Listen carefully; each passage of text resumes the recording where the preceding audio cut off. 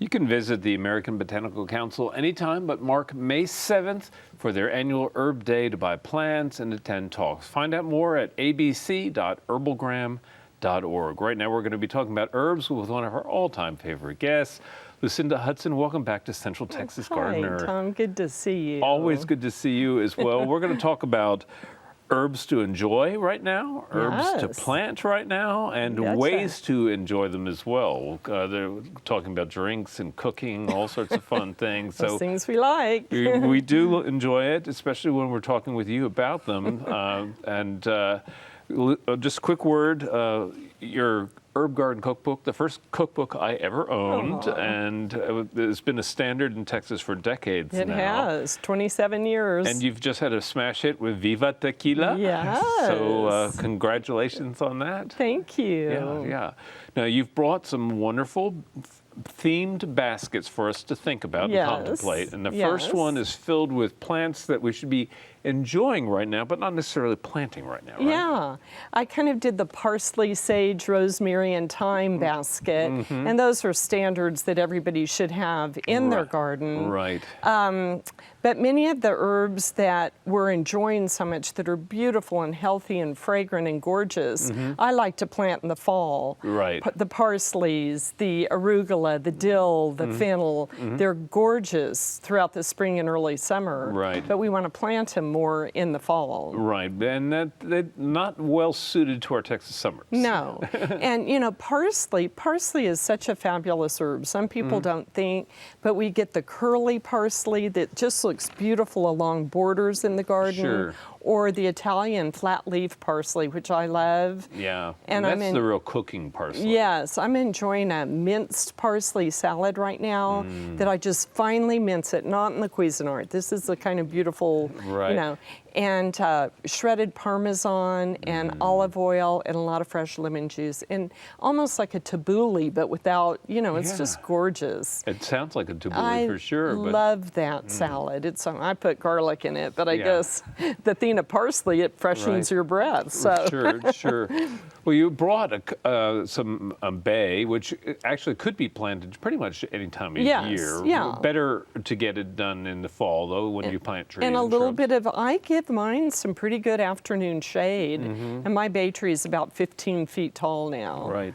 You also brought something that I want to just talk about a minute. This is a leaf from that plant. This is allspice. Yes. And the fragrance is just like now this would magic. be, it's kind of hard to get, but if anybody can find allspice trees, you'll have to protect them in the winter. Sure. But smell that, Tom. It's a little bit, it's allspice. It's cinnamon, nutmeg, bay, you know. In a way, it smells like Christmas to me. It does. You know? And the little berries, which I've never had the berries on my trees. The seeds, I guess, would be the allspice berries that we use in holiday cooking especially. Well, that's a winner. Yes. But again, when you do have to protect that plant.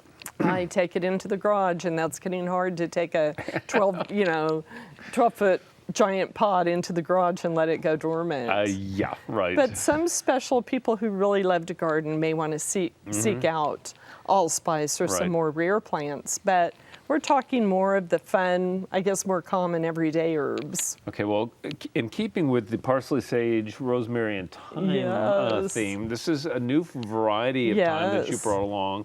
What's its name? It's called lemon mist, and smell that. Isn't that yummy? Oh my goodness. I love this. It has little pointed leaves, whereas the other lemon thymes, there's a variegated and a regular lemon thyme. The variegated is yellow and green. Yeah. Add a handful to green beans, asparagus, artichokes. Oh, I can see that, chicken breasts, fish. It's just my favorite. But I'm really excited about this lemon mist, and it looks like it'll really spread and spill over the edges of gardens, like the other lemon thyme does. Well, this has such a fresh isn't it really, wonderful? It is. That smells like a winter, and just the way you described it, fish, chicken breast, something like that. Oh, but the green veggies, I think lemon thyme is about my favorite. You can't go wrong with that. That's great. Well, we have another basket. Now, these are plants that are definitely coming into their prime right now. Yes. The basils or basils. Yes, yes. I love these plants. I do too. And so many different varieties. Of course, we love the traditional sweet basil for pestos and vinegars and any kind of Italian food, fresh veggies. But start looking for other fun ones like the Valentina, I believe it is.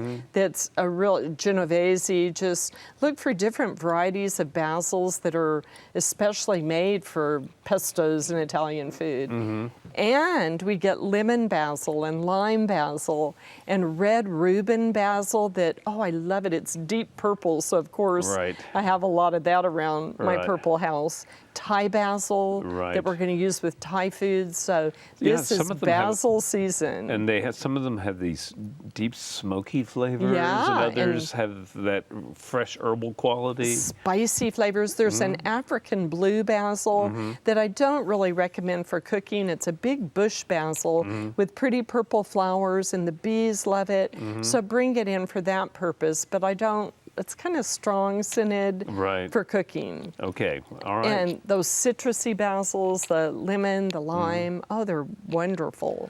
Well, between us, Lucinda, there's just like a cornucopia here of different herbs and things. My garden. Oh, these all come from your garden. Yes. Let's start with the kumquat. And tell us about how you use this, because you had a recipe for marmalade that sounded really incredible. Yes. Well, amazingly, this year I've had 3 harvests from my 12-foot tree, and it's great for our area because even in a freeze, I think if you covered the tree, it would be fine. I never covered mine this year.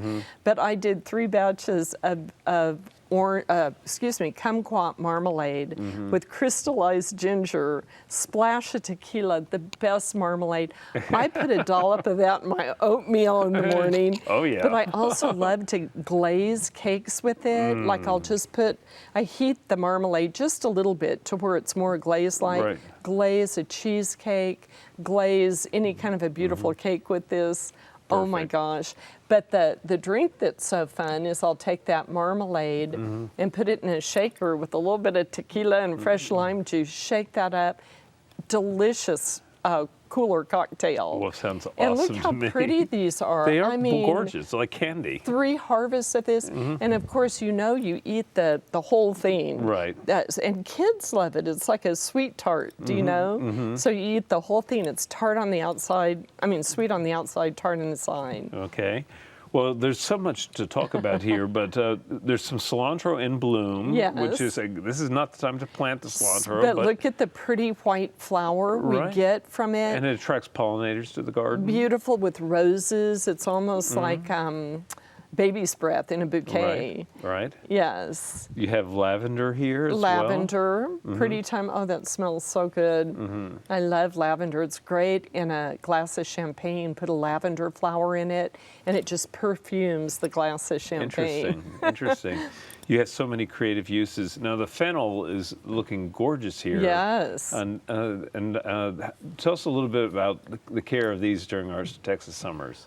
Well, it will go to flower pretty soon. The dills, the fennels. This is the bronze fennel, so we're getting more of a purpley color to it. But you know what happens to them pretty soon, don't you? Yes, and chomp chomp. The caterpillars will just destroy the swallowtail, exactly, right. Yeah, and I'll go out and I'll have like 20 of them on the plant.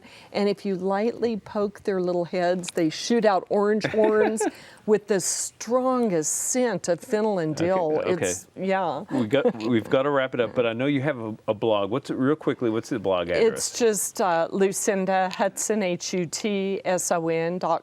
All right. And my website and blog, and love for you all to visit it. Well, I'm sure you'll get lots of visitors. Lucinda, always great to see you. Thanks for stopping by. Fun to be with y'all. All right. Coming up next is Daphne.